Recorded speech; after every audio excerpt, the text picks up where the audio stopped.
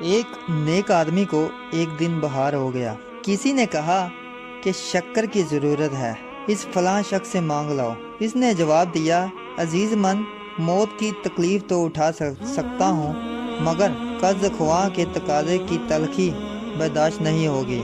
کوئی عقل مند آدمی ایسے شخص سے شکر نہیں مانگتا جو سوال سن کر ترشی سے اپنا چہرہ سرخ کر لے۔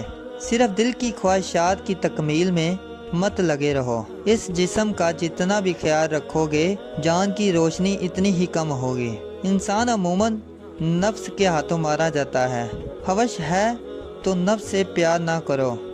اگر یہ معمول بنا لیا کہ نفس جو مانگے وہی کھایا پیا جائے تو عموماً نامرادیاں ملتی ہیں، کیونکہ نفس کی بہت سی ایسی خواہشات ہوتی ہیں جو کبھی پوری نہیں ہوا کرتی۔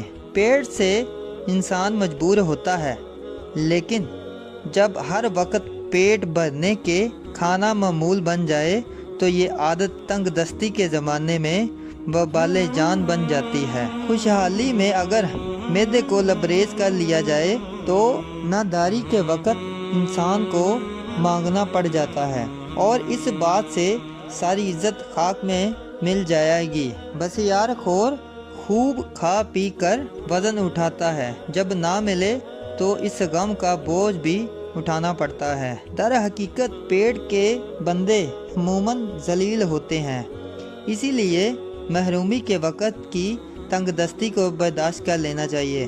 بصیر خوری ہی بالآخر مرض اور کبھی کبھی مرض موت بھی بن جاتی ہے۔